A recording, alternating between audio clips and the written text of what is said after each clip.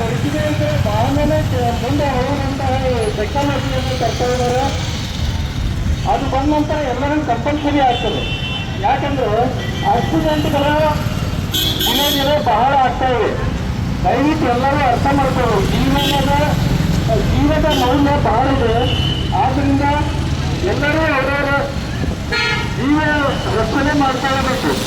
ಯಾಕಂದ್ರೆ ನಾವು ರಸ್ತೆ ಮೇಲೆ ವಾಹನ ಚಲಾಯಿಸುವಾಗ ಅಥವಾ ರಸ್ತೆ ಮೇಲೆ ನಡ್ಕೊಂಡು ಹೋಗುವಾಗ ನಮ್ಮ ಜೀವ ನಮ್ಮ ಕೈಯಲ್ಲಿರ್ತದೆ. ನಮ್ಮ ಒಂದು ಅವಸರ ನಡೆ ನಮ್ಮ ಜೀವ ಅಥವಾ ನಮ್ಮ ಅಂಗಾಂಗ ಊನಾಗೋದು ತಪ್ಪದೆ. ಅದಕ್ಕೆ ದಯವಿಟ್ಟು ಎಲ್ಲರೂ ಸುರಕ್ಷಿತವಾಗಿ ರಸ್ತೆ ನಿಯಮಗಳನ್ನು ಪಾಲಿಸಿ.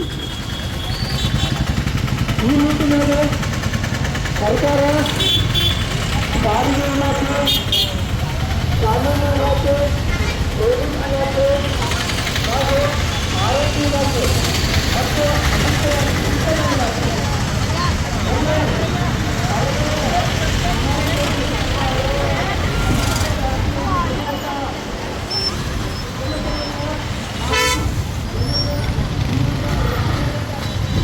ಮೊಟ್ಟ ಮೊದಲು ತಮ್ಮ ತಲೆಗೇನೆ ಹೆಚ್ಚಿನ ಒಂದು ಪೆಟ್ಟಾಗುವಂಥ ಸಾಧ್ಯತೆ ಇರ್ತದೆ.